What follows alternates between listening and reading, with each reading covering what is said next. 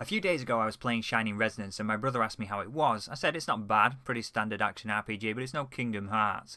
He said, you play Kingdom Hearts 3? I said, no, I haven't finished Kingdom Hearts 2 yet. Then he said, well, why aren't you playing that then? He had a pretty good point there. Why play this mediocre game when I've got a backlog crammed full of much better games? Leaving aside the fact that my PS4 is currently sat in the living room so mum and dad can watch Game of Thrones Season 2, I think the answer is that Shining Resonance is an easy game to play. I don't mean the game itself is easy, it's just there's not a lot to it. I can wander around the map, bash a few monsters, level up my guys and complete a quest or two without really thinking about it. Often I would play Shining Resonance on mute and listen to music or podcasts, which should tell you that neither the story nor the soundtrack were grabbing my attention much. The game runs on a very apparent loop. The loop begins in Marga, the game's only town. You have a chat with your party, they tell you what to do, you wander out into the world, have a few fights, and then you go back to Marga, you have another chat, you wander out a little bit further, maybe a boss fight, and so on and so forth until you finish the game. So what did I like about it? Well, it looks nice. Shining Resonance is quite a bright game when the weather's good. When it's foggy you can't hardly see a thing. Combat is simple but functional. You have standard and heavy or break attacks as well as a dodge and a guard. Each character can be equipped with up to 4 special moves that deplete MP. MP is restored by landing standard attacks on enemies, so it's a bit like a Tales game. Item usage is weird though. To use items you open the menu, which of course pauses the fight, so you're free to scroll through your entire inventory at your leisure and use whatever items you need. Tales games do this as well, but in Tales games you can only use one item at a time. Once you've selected your item, your character has to use it in real time while the fight goes on, and there's a cooldown before you can use another item. In Shining Resonance, you can pause the fight whenever you like and use as many items as you want. The game compensates for this by only letting you carry a limited number of healing items, although to be honest, healing items become irrelevant once Kirika hits level 53 and learns the spell Priestess Song, which will revive any fallen allies, heal your entire party to full health, and remove any negative status effects for good measure. There are a couple of wrinkles to the combat. The main character is possessed by the soul of a dragon, and so can turn into a dragon. Also, your party can sing songs to provide buffs. This is just something they can do. It's part of the story, and I can't be bothered to explain it. I quite like the characters in Shining Resonance. Personality-wise, there's not an awful lot going on, but they look good, plus all their weapons happen to be musical instruments, which ties into the aforementioned song mechanic. Agnan, for instance, has a flaming battle axe that is also a functioning electric guitar.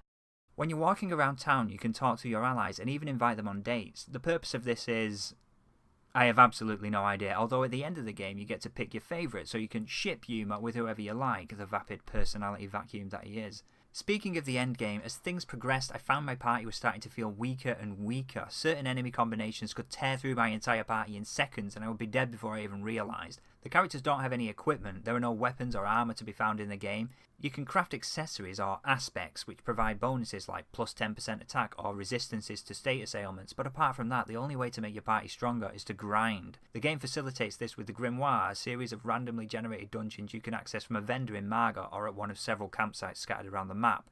In Chapter 7 there's a point where you have to do a fight using only Agnan and Lestin. I hadn't used these characters much at all, so they were about 20 levels behind the rest of my party. They didn't stand a chance. I had no options. To progress, I had to beat the fight, which meant I had to grind. The last thing I wanted to mention, the Switch version of Shining Resonance has a subtitle, Refrain. When you start a new game, you have the option of playing Original or Refrain mode. I picked Original mode. For some reason I had it in my head that the Refrain mode would be an alternate campaign where you play as characters from the other side of the conflict and get to experience the story from a whole new perspective. It's not that. Refrain mode is actually the same as original mode, except that during the course of the game, 2 extra characters, Excella and Genus, will join your party, regardless of story logic. So if you're gonna play Shining Resonance, just play Refrain mode, and bear in mind that Excella and Genus aren't really supposed to be around. Let's look at the chart now. Before I rate Shining Resonance, I'm going to remove Saturday Morning RPG from the chart. Like I said in that first video, I never finished it, so it doesn't feel right to have it sat there at the bottom. Maybe one day I will finish it, but for now, it's gone. Now, for Shining Resonance, I'd say it's very close to Fairy Fencer. Both games show telltale signs of a limited budget. Often whenever story events occur, they happen off-screen and are relayed to the player using only text. Both games feature a single town. In Fairy Fencer, the town is navigated through menus, whereas Marga in Shining Resonance is an actual place you're free to wander around. Fairy Fence features discrete dungeons, whereas Shining Resonance takes place in a series of interconnected areas. I haven't mentioned it yet, but there is no fast travel in Shining Resonance. You can buy items that warp you back to Marga, but if you want to go anywhere else, you have to walk. The characters in both games are pretty shallow, but the dialogue and situations are way more absurd in Fairy Fencer, not in a good way. I found Shining Resonance irritating at times, such as the boss fight with Gungnir, but it was never enough to make me want to stop playing. The only reason Fairy Fencer never irritated me is because it offered no resistance. I was literally taking no damage for most of the game.